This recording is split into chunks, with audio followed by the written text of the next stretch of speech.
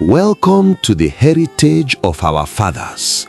Today, we were talking about an Edo-Benin storytelling and myths titled The Powerful Prayers of a Mother. Listen well and draw close, for this is a story carried by moonlight and whispered by the old walls of Benin land.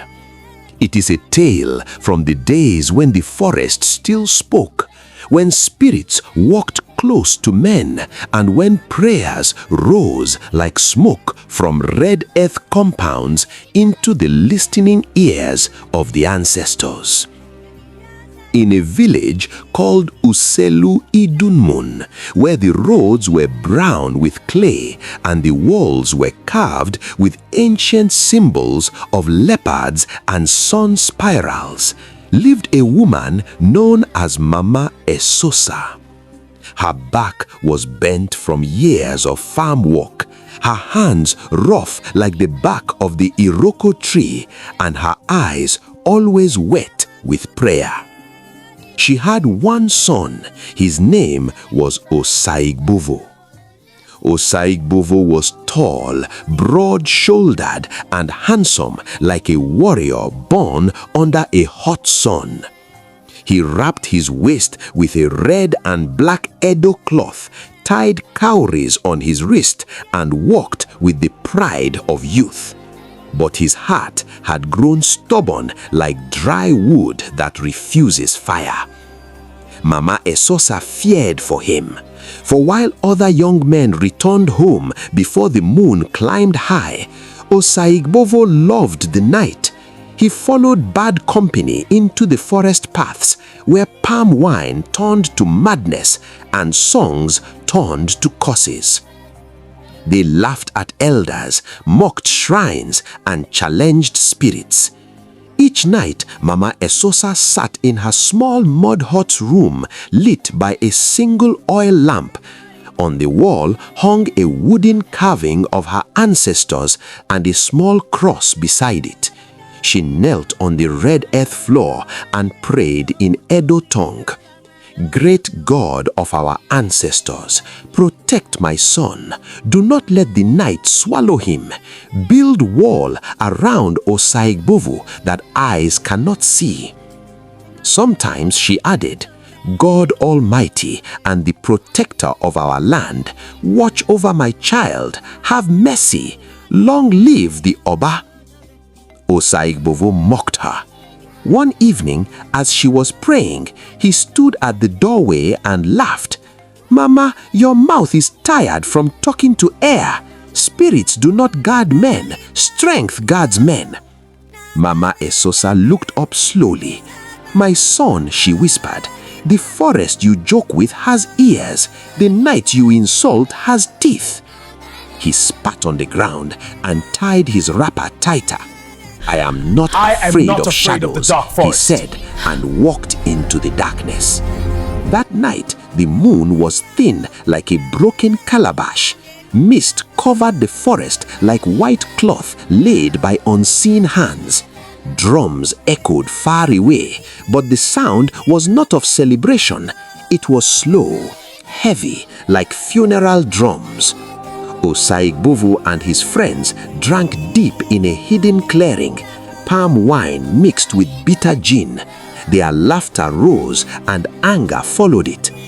Soon they dared each other to go deeper into the forbidden forest closed to Iya Ero, a place elders warned against. There lives the spirit of the burnt hunter, one man whispered.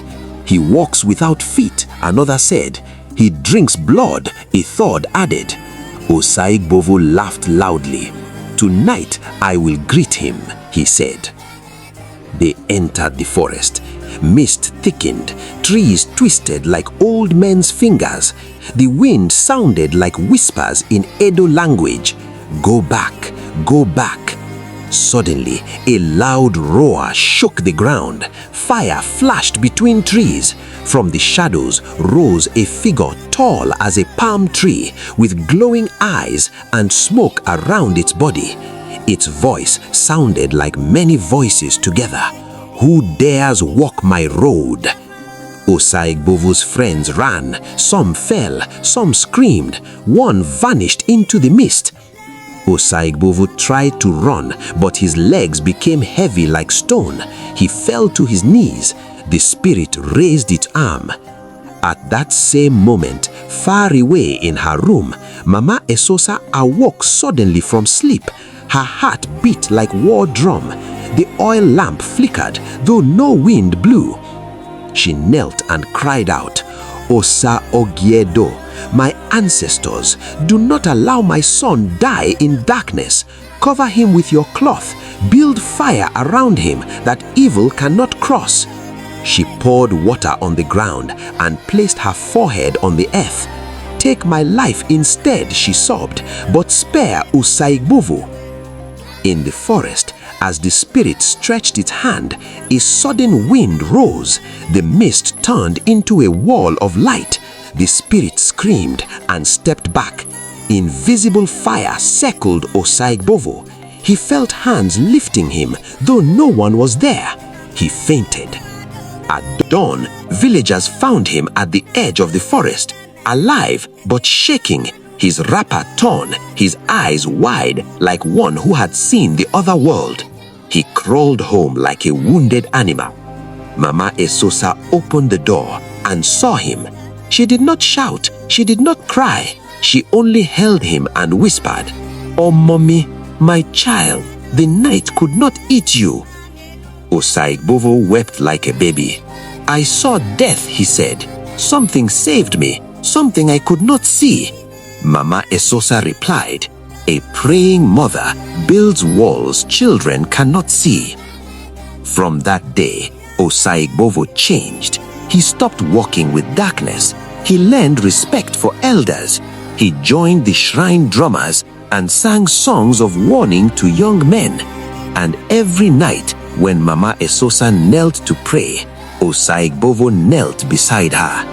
In Edo land, they say, when a mother prays, even spirits stand aside.